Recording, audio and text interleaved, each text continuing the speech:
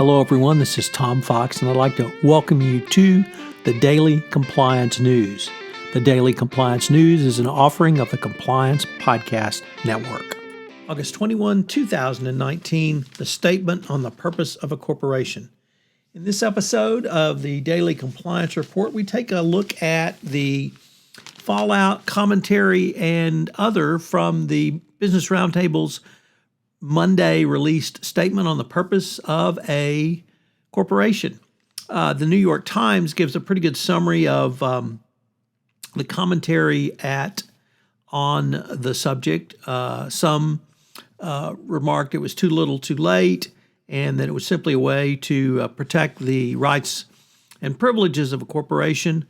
They did note that BlackRock's Larry Fink and Jamie Dimon from J.P. Morgan Chase had began talking about some of these issues previously, and that it was Mr. Dimon's initiative which led to the rewriting of the statement, which was drafted by Alex Gorsky, the chief executive of Johnson & Johnson, who runs the group's governance committee, creating the language. Andrew Ross Sorkin, writing in the New York Times Deal Book, said that in many ways, this may not be the start of a new era, but more of a return to the past, because for 50 years following the publication of the academic treatise, The Modern Corporation and Private Parties, corporations for the most part were run for all stakeholders. It was a time where organized labor, corporate pension programs, retirements, and charitable gifts, and that were invested in communities and research promised future growth. And it really looks like that is what we're returning to with the various stakeholders identified in the statement.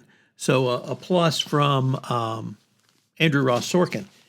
The Financial Times in London, in an op-ed piece, said that really pointed to the important shift led once again by American corporations. They applauded this wider approach to a corporate purpose to help create a more sustainable and inclusive form of capitalism.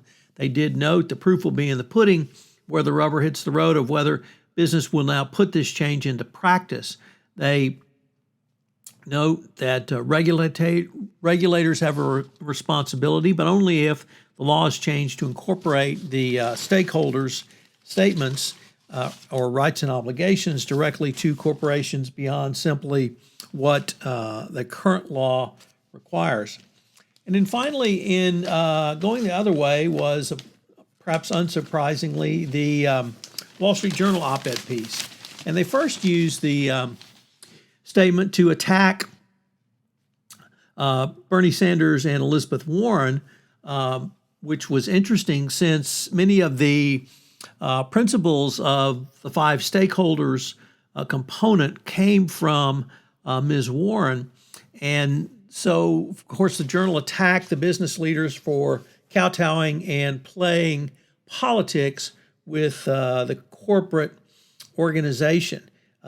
They simply see this as a way to give corporations more control over their own narrative, which, not surprisingly, is exactly what corporations want to do. So we might think the Wall Street Journal would be in favor of this. Nevertheless, they think that profit only should be the sole judge of a corporation. It's certainly, at this point, more problematic to have to take into account various stakeholders.